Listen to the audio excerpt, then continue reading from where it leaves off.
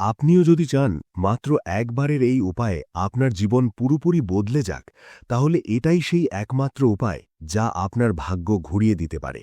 হ্যাঁ, এই বসন্ত পঞ্চমী থেকেই আপনার ভাগ্যের তালা চিরদিনের জন্য খুলে যাক এবং মা লক্ষ্মী নিজেই আপনার ঘরের পথ চিনে নিক। তাহলে জীবনের পরবর্তী কয়েকটি মিনিট এই ভিডিওটাকে দিন এবং জেনে নিন সেই গোপন জিনিসটি কি যা আপনাকে গোমাতাকে খাওয়াতে হবে। নমস্কার বন্ধুরা, আজকের এই ভিডিওতে আপনার জীবন পুরোপুরি বদলে দেওয়ার ক্ষমতা রয়েছে। বন্ধুরা, 23শে জানুয়ারি কোনো সাধারণ দিন নয়, এটি বসন্ত পঞ্চমীর সেই মহাপর্ব যার জন্যে অপেক্ষা করে প্রতিটি মানুষ যে জীবনে ধন, সুখ আর সমৃদ্ধি পেতে চায়। আমরা প্রায়ই দেখি মানুষ সারা বছর কঠোর পরিশ্রম করে, দিনরাত এক করে দেয়, ঘাম ঝরায়, তবুও শেষে হাতে কিছুই থাকে না। টাকা আসে ঠিকই, কিন্তু পানির মতোই বেরিয়ে যায়। আপনিও যদি এই সমস্যার মধ্য দিয়ে যাচ্ছেন, যদি আপনারও মনে হয় ভাগ্য যেন আপনার দরজাগুলো বন্ধ করে দিয়েছে, তাহলে আজকের এই তথ্যটি শুধুমাত্র আপনার জন্য। আমি আপনাকে অনুরোধ করছি, পরবর্তী কয়েক মিনিটকে আপনার জীবনের সবচেয়ে মূল্যবান মিনিট ভেবে এই ভিডিওটি সম্পূর্ণ দেখবেন। এক মুহূর্তের জন্যেও ছেড়ে দেওয়ার ভুল করবেন না, কারণ আজ আমি যে উপায়টি আপনাকে বলতে যাচ্ছি সেটি এতটাই শক্তিশালী, এতটাই অলৌকিক যে আপনি যদি ঠিকভাবে এটি পালন করেন, তাহলে বিশ্বাস করুন, টাকা গুনতে গুনতে আপনি নিজেই ক্লান্ত হয়ে পড়বেন। বন্ধুরা, আমাদের হিন্দু ধর্মে গরুকে শুধুমাত্র একটি পশু হিসেবে দেখা হয় না। গরু আমাদের মা। শাস্ত্রে স্পষ্টভাবে লেখা আছে, গরুর দেহে ৩৩ কোটি দেবদেবীর বাস। একটু ভাবুন তো, যখন আপনি একটি গরুর সেবা করেন, তখন আপনি কেবল একটি প্রাণীকে খাবার দিচ্ছেন না, বরং ৩৩ কোটি দেবদেবীকে ভোগ অর্পণ করছেন। আর যখন ৩৩ কোটি দেবদেবী একসঙ্গে প্রসন্ন হন, তখন পৃথিবীর এমন কোনো শক্তি নেই যা আপনাকে ধনী হওয়া থেকে আটকাতে পারে। তবে বসন্ত পঞ্চমীর দিনে গরুকে খাওয়ানোর নিয়ম একটু আলাদা। এই দিনের মাহাত্ম্য খুবই বিশেষ। বসন্ত পঞ্চমী হল মা সরস্বতীর দিন, জ্ঞানের দিন। একই সঙ্গে এই দিনটি দেবগুরু বৃহস্পতি গ্রহকে প্রসন্ন করার সবচেয়ে বড় দিন হিসেবেও ধরা হয়। আর জ্যোতিষশাস্ত্র বলে, যার গুরু গ্রহ শক্তিশালী থাকে তার জীবনে কখনোই অর্থের অভাব হয় না, তার ঘরে স্বয়ং লক্ষ্মীর বাস থাকে। তাহলে চলুন আর দেরি না করে আমি আপনাকে বলি, 23শে জানুয়ারি অর্থাৎ বসন্ত পঞ্চমীর দিনে আপনাকে কি করতে হবে, কিভাবে করতে হবে এবং কোন সময় করতে হবে। প্রতিটি কথা খুব মনোযোগ দিয়ে শুনবেন এবং সম্ভব হলে কোথাও লিখে রাখবেন, যাতে কোনো ভুল না হয়। সবার আগে আপনাকে বুঝতে হবে আপনাকে খাওয়াতে হবে কি। বন্ধুরা, এই জিনিসটি খুবই সাধারণ এবং আপনার বাড়ির রান্নাঘরেই পাওয়া যায়, কিন্তু এটি তৈরি করার ও খাওয়ানোর পদ্ধতি একে অসাধারণ করে তোলে। বসন্ত পঞ্চমীর দিন আপনাকে ভোরে ঘুম থেকে উঠতে হবে। চেষ্টা করবেন সূর্য ওঠার আগেই উঠতে। ওঠার পর নিত্যকর্ম সেরে স্নান করবেন। স্নানের জলে যদি ১ চিমটি হলুদ মিশিয়ে নেন, তাহলে তা খুবই শুভ হবে। এতে আপনার শরীর ও মন দুটোই পবিত্র হবে। স্নান করার পর হলুদ রঙের কাপড় পরবেন। যদি হলুদ কাপড় না থাকে, তাহলে যে কোনো পরিষ্কার কাপড় পরতে পারেন। শুধু খেয়াল রাখবেন, সেদিন কালো বা নীল রঙের কাপড় যেন না পরেন। হলুদ রং ভগবান বিষ্ণু ও দেবগুরু বৃহস্পতির অত্যন্ত প্রিয় এবং এই রং আপনার ভাগ্য উজ্জ্বল করার শক্তি রাখে। এবার আপনাকে আপনার রান্নাঘরে যেতে হবে। সেখানে আপনাকে একটি রুটি বানাতে হবে। মনে রাখবেন, এটি আপনার বাড়িতে বানানো দিনের প্রথম রুটি হতে হবে। যখন আপনি আটা মাখবেন, তখন তাতে অল্প হলুদ ও সামান্য গুড় মিশিয়ে নেবেন। হ্যাঁ, আটার মধ্যেই এই দুটি জিনিস মেশাতে হবে। তারপর সেই আটার একটি সুন্দর রুটি বানিয়ে নিন। রুটি তৈরি হয়ে গেলে এখন আপনাকে আর একটি বিশেষ জিনিস প্রস্তুত করতে হবে। আপনাকে এক রাত আগে অর্থাৎ ২২ জানুয়ারির রাতে অল্প পরিমাণ ছোলা ডাল পানিতে ভিজিয়ে রাখতে হবে। সকাল পর্যন্ত সেই ডাল সুন্দরভাবে ফুলে যাবে। বসন্ত পঞ্চমীর সকালে সেই ভেজানো ছোলা ডাল নিন এবং তাতে সামান্য গুড় মেশান। এখন আপনার হাতে ২টি জিনিস আছে। একটি হল হলুদ ও গুড় মেশানো রুটি এবং অন্যটি সেই ভেজানো ছোলা ডাল। এবার আপনাকে রুটির ওপর সামান্য দেশি ঘি মেখে দিতে হবে। দেশি ঘি শুক্র গ্রহের প্রতীক, যা জীবনে সুখ ও ঐশ্বর্য নিয়ে আসে। ঘি মাখানোর পর রুটির ওপর ভেজানো ছোলা ডাল ও গুড় রাখুন। এখন যা কিছু আপনার হাতে তৈরি হয়েছে তা সাধারণ খাদ্য নয়, এটি একটি মহাপ্রসাদ যা আপনার ঘুমন্ত ভাগ্যকে জাগিয়ে দিতে পারে। এবার এই উপায়ের সবচেয়ে গুরুত্বপূর্ণ অংশ, আপনাকে এই রুটি নিয়ে গোমাতার কাছে যেতে হবে। কিন্তু এখানে একটি কঠোর নিয়ম রয়েছে, মৌনতা। হ্যাঁ, যখন আপনি রুটি নিয়ে বাড়ি থেকে বেরোবেন, পথে কারো সঙ্গে কথা বলবেন না, পুরোপুরি নীরবভাবে গোমাতার কাছে যান। কেউ ডাকও দিলেও থামবেন না, কথা বলবেন না, শুধু মনেই আপনার ইচ্ছা পুনরায় পুনরায় ভাবুন। ভিডিওর শিরোনামে চুপচাপ শব্দটি ব্যবহার করা হয়েছে, কারণ গোপন দান ও গোপন উপায়ের ফল হাজার গুণ বেশি হয়। আমরা যদি খোলাখুলিভাবে কোনো কাজ করি, তবে তার শক্তি কমে যায়, তাই এটি সম্পূর্ণ নীরবভাবে করতে হবে। যখন আপনি গোমাতার কাছে পৌঁছাবেন, প্রথমে দূর থেকেই প্রণাম করুন, মনেই গরুর পায়ে স্পর্শ করুন, তারপর বড় ভালোবাসা ও শ্রদ্ধার সঙ্গে রুটি গোমাতাকে খাওয়ান।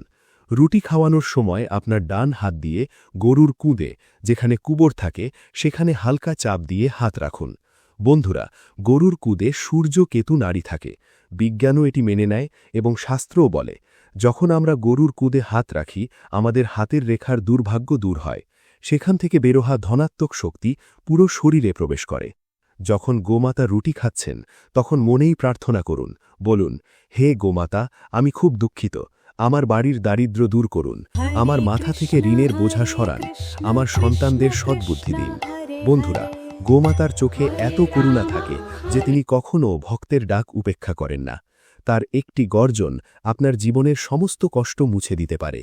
রুটি খাওয়ানোর পর চুপচাপ ফিরে আসুন। ফিরে আসার সময় পেছনে ফিরে দেখবেন না, সরাসরি বাড়ি এসে হাত মুখ ধুয়ে নিজের কাজ শুরু করুন। এবার বলি এই উপায়ের সুবিধা। ১. আপনার অর্থের পথ খুলে যাবে, আটকে থাকা টাকা ফিরে আসবে, চাকরি করলে উন্নতি হবে, ব্যবসায় মুনাফা বাড়বে। যেখানে গোমাতার সেবা হয়, সেখানে কখনো ধান বা ধনের অভাব হয় না। ২. পরিবারের ঝগড়া ও কলহ কমে যাবে। অনেক সময় অনাবশ্যক মনোমালিন্যের কারণে দাম্পত্য বা ভাইবোনের মধ্যে ঝগড়া হয়। গোমাতাকে গুড় ও ছোলা খাওয়ালে নেগেটিভিটি দূর হয় এবং পরিবারের মধ্যে প্রেম বৃদ্ধি পায়। ৩. সবচেয়ে গুরুত্বপূর্ণ, গ্রহদোষ থেকে মুক্তি। যদি আপনার কুণ্ডলিতে রাহু কেতু সমস্যা করে বা শনির ৭.৫ চলছে, গোমাতার সেবা থেকে বড় কোনো উপায় নেই। গোমাতার খুরের ধুলিও মাথায় লাগলে বড় পাপ ধুয়ে যায়। বন্ধুরা, বসন্ত পঞ্চমী মা সরস্বতীরও দিন। যদি আপনার সন্তান পড়াশোনায় দুর্বল হয় বা মন না দেয়, তাদের হাত দিয়ে এই উপায় করান। গোমাতাকে ছোলা খাওয়ালে গুরু গ্রহ শক্তিশালী হয়, বুদ্ধি তীক্ষ্ণ হয় এবং স্মরণশক্তি বাড়ে। কিন্তু বন্ধুরা, কিছু সতর্কতা অবশ্যই মেনে চলবেন, না হলে ফল পাবেন না। ১. কখনো গোমাতাকে বেশি বা শুকনো রুটি খাওয়াবেন না, এটি গোমাতার অপমান। সব সময় তাজা রুটি বানান। ২. কখনো প্লাস্টিকের থলিতে রুটি রেখে গোমাতাকে দেবেন না। অনেকেই বাড়ি থেকে ফয়েল বা প্লাস্টিকে রুটি নিয়ে যান। যদি গোমাতা তা খায়, প্রাণের ক্ষতি হতে পারে এবং আপনি পাপের অংশীদার হবেন। ৩. গোমাতাকে রুটি খাওয়ানোর সময় মনে কোনো সন্দেহ না রাখুন, ভাববেন না হবে কিনা। পুরো বিশ্বাস ও ভক্তি দিয়ে উপায় করুন। ঈশ্বর সেই ব্যক্তিদের সাহায্য করেন যাদের বিশ্বাস অটুট থাকে। আমি আপনাকে একটি ছোট গল্প বলছি, যাতে বোঝা যায় বিশ্বাসের মধ্যে কতটা শক্তি থাকে। একবার এক খুব গরিব মানুষ ছিল। তার কাছে ঠিকভাবে থাকা ঘরও ছিল না। সে প্রতিদিন মন্দিরের বাইরে ভিক্ষা করত। একদিন সে দেখল এক ধনী সেঠজন গ্লাস ও চকচকে গাড়ি থেকে নেমে একটি গরুকে বড় ভালোবাসা দিয়ে গুড় এবং রুটি খাইয়েছেন। সেই গরিব মানুষ ধনীর কাছে জানতে চাইল, সেঠুজি, আপনি এত ধনী, তারপরও এটি কেন করছেন? ধনী ব্যক্তি হাসলেন এবং বললেন, ব্যাটা, আজ আমি যা কিছুই আছি তাই গোমাতার কৃপা। একসময় আমার কাছে খাওয়ারও কিছু ছিল না। তখন এক সাধু আমাকে এই উপায়টি বলেছিলেন। আমি নিয়ম ঠিক করেছি, যদিও আমি ক্ষুধার্ত থাকি, কিন্তু আমার প্রথম রুটি অবশ্যই গোমাতাকে খাওয়াবো। দেখুন, আজ গোমাতা তার ভাণ্ডার পূর্ণ করেছেন। সেই গরিব মানুষের চোখে অশ্রু চলে এলো। সেই দিন থেকেই সে সিদ্ধান্ত নিল, নিজে অর্ধেক ক্ষুধা থাকলেও গোমাতার জন্য রুটি নিশ্চিতভাবে জোগাড় করবে। এবং বন্ধুরা, দেখুন চমক, কয়েক মাসের মধ্যেই তাকে একটি ছোট চাকরি মিলল। ধীরে ধীরে সে তার পরিশ্রম এবং সততার মাধ্যমে সফল হল এবং আজ সে একটি সুখী জীবন যাপন করছে। তাহলে বন্ধুরা, যদি সেই গরিব মানুষের ভাগ্য পরিবর্তন হতে পারে, তাহলে আপনার কেন না? শুধু দরকার সঠিক একটি শুরু, আর সেই শুরু করার সেরা সুযোগটি বসন্ত পঞ্চমী আনে। বন্ধুরা, যদি আপনি শহরে থাকেন, ফ্ল্যাটে থাকেন এবং আপনার আশেপাশে গরু না আসে, তাহলে কি করবেন? এই প্রশ্ন অনেকের মনে থাকতে পারে। বন্ধুরা, আপনি কোনো গোরক্ষা গৃহে যেতে পারেন। সেখানে গিয়ে নিজের হাতে গোমাতাকে খাওয়াতে পারেন। যদি সেটিও সম্ভব না হয়, তবে সমান মূল্যের ঘাস বা টাকা কোনো গোরক্ষা গৃহে দান করতে পারেন।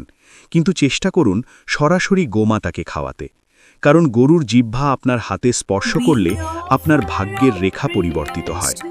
আরেকটি কথা, এই দিনে আপনার বাড়িতে সাত্ত্বিক পরিবেশ রাখুন। 23 জানুয়ারি বাড়িতে মাংস, মদ, ডিম বা পেঁয়াজ রসুন ব্যবহার করবেন না। বাড়ি পরিষ্কার রাখুন। সকাল ও সন্ধ্যায় প্রদীপ জ্বালান। এতে মা লক্ষ্মী খুশি হয়ে আপনার বাড়িতে প্রবেশ করবেন। বন্ধুরা, জীবন খুব ছোট। অপ্রয়োজনীয় চিন্তায় সময় নষ্ট করবেন না।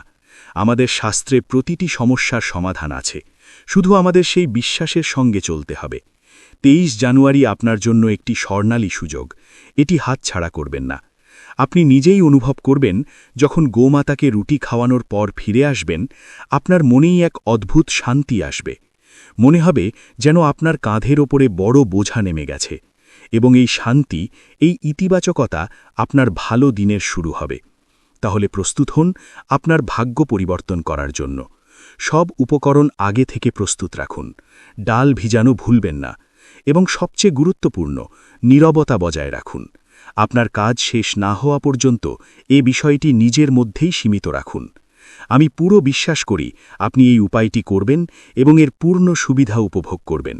যদি আপনার কোনো প্রশ্ন থাকে, কমেন্ট করে জানতে পারেন। এবং হ্যাঁ, কমেন্ট বক্সে জয় গোমাতা বা জয় মা লক্ষ্মী লিখবেন। এতে আপনার উপস্থিতি সঠিকভাবে ধরা পড়বে। এই ভিডিওটি আপনার বন্ধু ও আত্মীয়দের সঙ্গে শেয়ার করুন। হয়তো আপনার একটি শেয়ার কোনো দুঃখী মানুষের উপকার করবে।